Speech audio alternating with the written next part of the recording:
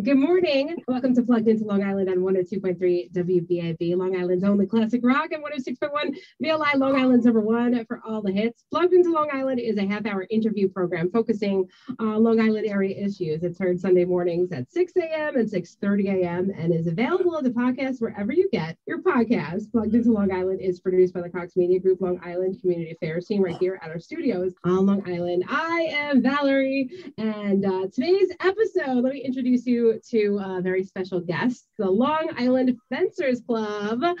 Hi, good morning. Hi guys. Thanks for doing this. Good morning. That's Philip. Hi. We got a few of you here. So how about everybody introduce themselves? Is that okay? My name is Rebecca Kranz, and I'm a student coach at the Long Island Fencers Club. My name's Michelle O'Brien. I am the head foil coach at Long Island Fencers Club, and I have been fencing since I was 14. Hi, my name is Philip Daly, and I am the executive director and head fencing coach at the Long Island Fencers Club, and I've been fencing since I've been 12, more than 5 decades. Well, thank you for joining us. Fencing, I don't know, seems like British and very fancy to me.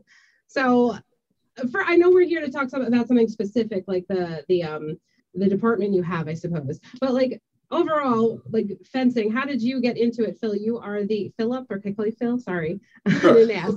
Philip, how did you get into that? My older brother Michael fenced, and my approach to my older brother Michael, who I'm dear friends with to this day, was that anything he could do, I could do better. So that drew me into the sport of fencing. And subsequent to me, I have my brother Richard who fenced, my brother David who fenced. My son tried fencing. My nephews Connor and Shane have tried fencing. And recently my grandchildren Ryan and Liam have tried fencing as well. A whole fencing family. Like so your older brother was the first one to have a love for it? Yeah, my brother started. He was engaged in long distance running, and his track coach told him that he thought he would be better suited for another sport. Oh, okay. Well, so my brother worked out for you. Yeah, my brother Michael has like a fast twitch kind of a muscle versus a slow twitch. So he's better off, or anybody who has that sort of chemistry in them is better off with a reactive sport rather than an endurance. Right. Okay. And I don't know, just real quick, like in movies, you always see it's like the British people doing fencing. Like so you saw a niche for that on Long Island? Like there's New Yorkers. So fencing, actually, the first depiction of fencing goes back to the Egyptian pharaoh Ramses III, and a stone carving of saber fencing going on through that. And through the ages, the various cultures have placed their influence upon it. Everyone is familiar with the Japanese samurai, but Chinese cultures, the Asian cultures rather, China and Japan have had a great influence upon it, as well as the Hungarians. The Hungarians had a true influence upon the weapon of saber. Epee was a dueling weapon, and in history, you were actually at points allowed to duel your opponents, and it was legal. Eventually, they made it illegal, people getting killed. But fencing and foil was developed as a practice weapon for epee, the dueling weapon. And saber was a weapon fenced by men on horseback. Oh, okay. I'm like picturing that now with their like that metal gear or whatever. Yep. And in saber, the target is based upon eliminating your opponent while not injuring the horse, capturing the horse, because it was a very valuable military commodity. Okay. Well, good. Let's not injure the horse.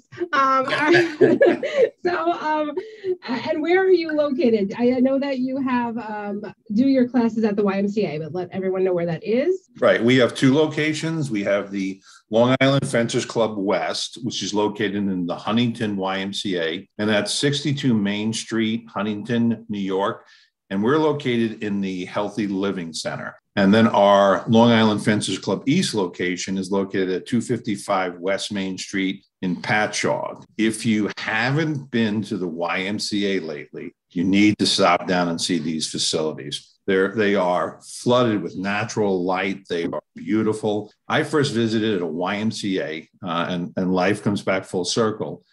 in the 70s, and I went to Springfield, Massachusetts, which actually was the starting point of the YMCA. I went to a fencing competition there, and we weren't well-to-do as children. And at that time, it was really a shelter for homeless people. But they have expanded their mission, and you have to see these facilities. They are ultra modern. They are beautifully adorned. When I walked into the Huntington YMCA, I was like, oh my God, they're never going to let me come here. This is just too beautiful. Well, you're there, so you were wrong. Yep.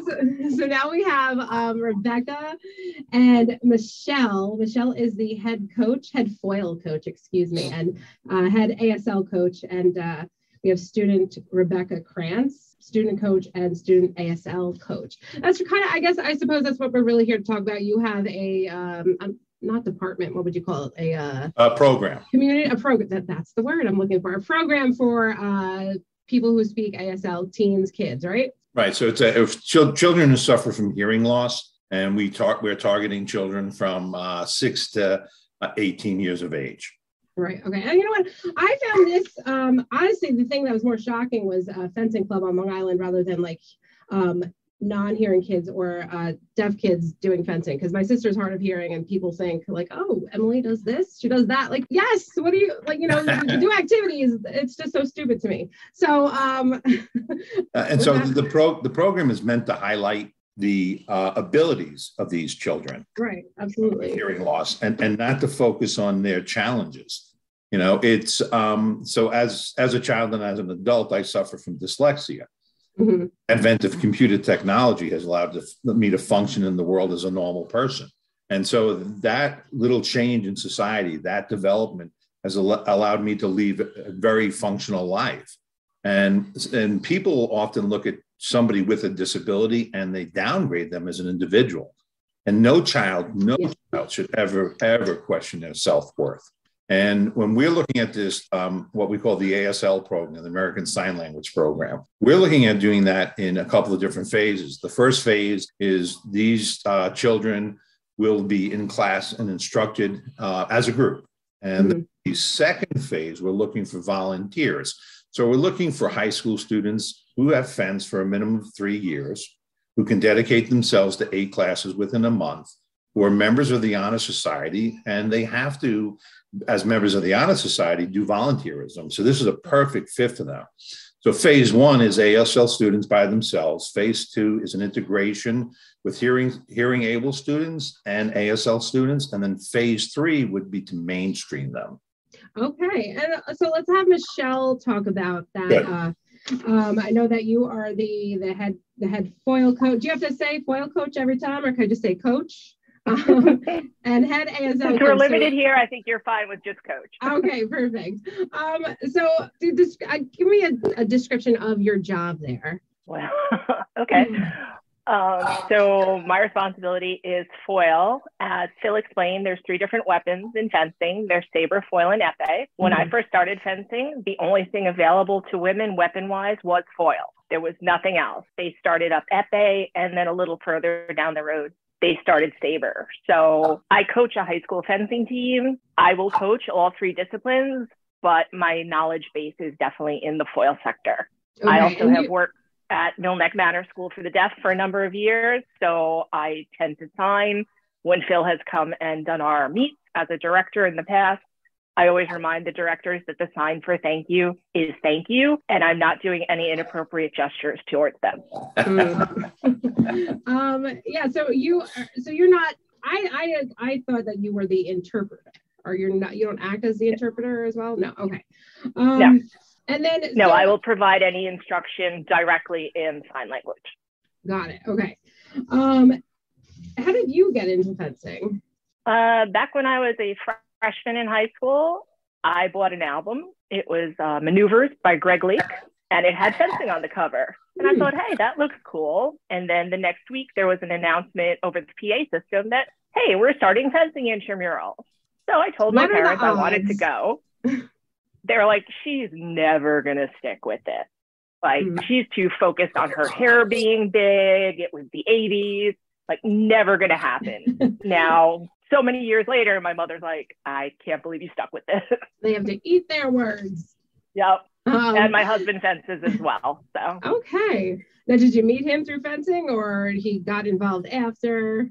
We worked together. I had a part-time job at Genevieve's and I was his supervisor. And he was talking one day and said, "Oh, I'm on the fencing team." And I'm like, "Oh, really? What weapon?" Because people would always, josh about that. "Oh, I fence. Ha, ha, ha, ha." And he's like, "Saber, hold on. Who's your coach?" Tells me his coach's name. That was my old coach. Okay, you're not making this up. All right. Well, that was kismet, right?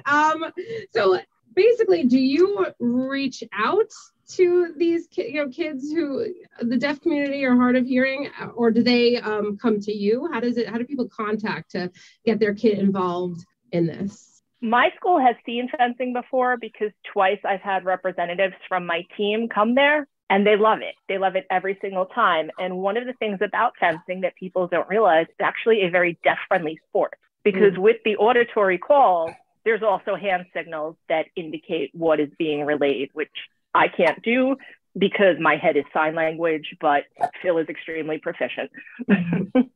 So once my season is over, which has been about a month, I'm going to reach out to my students at Mill Neck again. Be like, "Guys, now it's on a Saturday. Let's get going," because they're definitely interested, but the open house was on Sundays and they just weren't able to make it. So I'm hoping that the Saturdays is more conducive to their abilities to come. Okay, we'll definitely have you a list when you're doing what you said, open house. We'll talk about that. And right now, this is student coach and student ASL coach Rebecca Kranz. Hi, thanks for joining us and being on the call.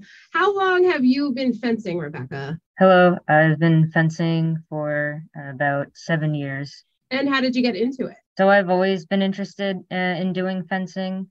It wasn't until high school, someone came into our school and did a demo, and I really liked it and other kids really liked it. And so myself and others and our parents, we all helped to make it into a club, and then we helped turn it into a team. And I've been fencing in high school and college ever since. So it's really cool that you started doing that. Like you created the club. Well, I helped create it. Okay, all right. You're giving credit to other people. Well, that's very cool. I don't know how many people could say they started helped to start a fencing club in high school. And ASL as well? I took 2 semesters of ASL in college, so I wouldn't consider myself proficient, but I'm eager to learn more.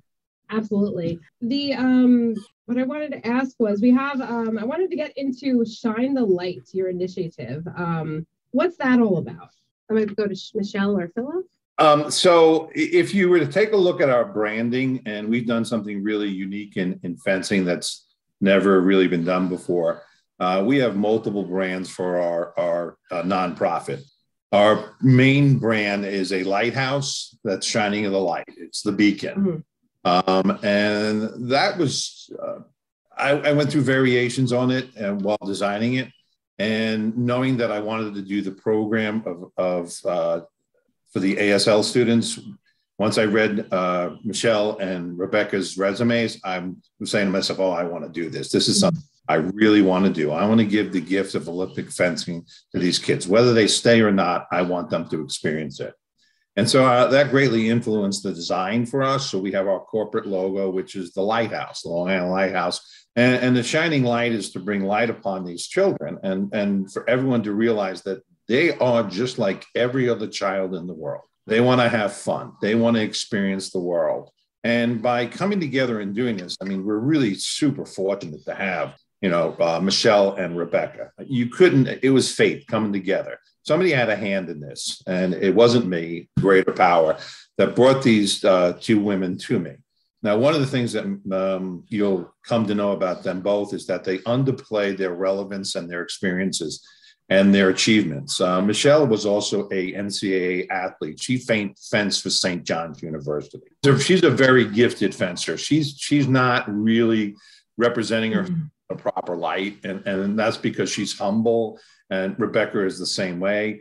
Rebecca has taken a leadership role in Stony Brook University, becoming the captain of the team. She was teaching students back then how to fence, and both of them are really amazing people. We're blessed to have them both. So the Shine the Light program is we play on the corporate logo, which is the lighthouse, and we illuminate even the background of that in our imagery, saying that this is something super important to us. We want to bring a light to it. And while we're doing that as an organization, the Long Island Fencers Club is doing other things as well. Our student coaches and our coaching staff comes from the underrepresented population in the fencing world. Fencing coaches tend to be white and male. Mm-hmm. Presently, 5 of our 8 coaches are underrepresented coaches. So they are either women or people of color. And that's, we have 3 of our 8 coaches are women. That comes to about 37%. And these numbers are not experienced in the fencing world. So we're doing groundbreaking things throughout. And when it comes to the ASL program, we want these children to come in. We are seeking corporate sponsorship, but if not, we are going to do this at a very minimal cost for these fencers so that they can experience it. As we don't want to charge them an exorbitant rate. We want to keep it as low as we possibly can, get as many children into experiences as we possibly can, and hopefully some of them will continue with it. There's absolutely no reasons they can't go to a major university and fence on a team. So they have the Deaf Olympics, okay? I'm sure that everyone knows about that as far as in the hearing impaired world, but not in the hearing world. There's an Olympics that's unrecognized by the vast majority of people, and it's the Deaf Olympics, not have fencing in it. Ultimately, it is one of our goals to have fencing become a part of the Deaf Olympics, and there's no reason why it shouldn't. So, right. I think as in any community, a lot of times when you reach out to somebody, they're guarded because other people have taken advantage of them. Other people have misrepresented their intentions. We are, again, so fortunate to have Michelle, who works as a teacher in the community. Michelle could have gone to any public school district and been paid substantially more than she's being paid right now. She is dedicated and she loves what she does. You should ask her about her as a cheerleading coach. Take the time to do that. All right, well, we'll get to that. First, I guess I want to acknowledge, thank you for saying that. A lot of times people have a hard time acknowledging that there are communities or groups of people that are underrepresented for whatever reason. So it's happy to, fresh to hear that from somebody. But, let's talk about how we can make donations. You're a nonprofit. You're trying to give these kids access to something that could be costly. So how do we let us know the website, how they could reach out to make a donation, or how they can volunteer? Because when more volunteers you have, you can spend X amount of dollars on something else. Right. So our website is the Long Island Fencers Club.com. So it's Long Island Fencers is plural club.com. Our email address is info@longislandfencersclub.com. Our phone number is 631-431-4100. I'll say that again, 631-431-4100. Anyone who's interested in volunteering and donating can reach out to us at those points of contact. And even the smallest donation, if you feel that $5 is all you can afford, $5 helps. Fencing is the second most expensive sport and only second to equine. And the reason why it's only second is you don't have to buy a horse to fence. So what I want to point out also is that according to the World Olympic Committee, fencing is one of the safest sports that exist. Wow. Yeah, it's safer than, ready? This is going to be shocking. It's safer than badminton and table tennis, ping pong. Oh. People look at that and say, how can it be? Well, our equipment is really strictly monitored. In fact, Michelle's husband, Tim O'Brien, is a certified armorer, and he inspects equipment and he repairs equipment. It is strictly regimented. Every tournament you go to, your fencing equipment is inspected. And so fencers can do that. They're welcome to come down and check us out at the Huntington YMCA. Presently, we're down there on Tuesdays and Thursdays, 6 p.m. to 8 p.m. And we're there on Saturdays from 12 p.m. to 2 p.m. We are in the Patrick YMCA on Sunday from Huntington on Saturday is from 1 to 3 p.m. I stand corrected. And Patchogue is from 12 p.m. to 2 p.m. There's brochures there. People can reach out to us and come take a look, and we more than welcome them to come do that. And inclusive of the ASL students, they can come down. We would like those students to contact us prior so that we can make sure we have somebody who can interpret for them if we're right. Now, do you have a need for someone who is fluent in ASL, more people who are fluent to volunteer? As the program grows, that would absolutely be beneficial. Michelle is extremely proficient in ASL, but to up to allow her to become more of a coach and less of an interpreter would be a benefit to the program as well. Unfortunately, right now, we're not in a financial state where we can financially subsidize that. Our coaches, all of our coaches right now are all volunteers. Every single one of us are volunteering. No one is drawing pay. And that's why it's really important. You can reach out to the Long Island Fencers Club at longislandfencersclub.com. We're coming up on time. Anything real quick you want to add? Sure. We are doing some other initiatives. So we've spoken about the Shine the Light initiative, spoken about the student coach training program. There's another one that we're going to be conducting. Fencing in Long Island has been in existence at the high school level since 1960. It came about from the actions of a man named Thomas Kokoris, who recently passed away, who was running another program in Keene, New Hampshire at the YMCA. And that's where the inspiration came for us to come to the YMCA. So what we're looking to do also is establish a high school fencing coach training program so that school districts who are in need of a fencing coach who want to start a fencing program, the administrators, the athletic director can reach out to us, and we're looking to conduct those classes free of charge for those wanting to become fencing coaches at the high school level. In addition, if somebody wants to donate to need-based students as well, we're looking to serve the underrepresented communities in fencing based upon their financial status. And it would be extremely appreciated if anyone could donate.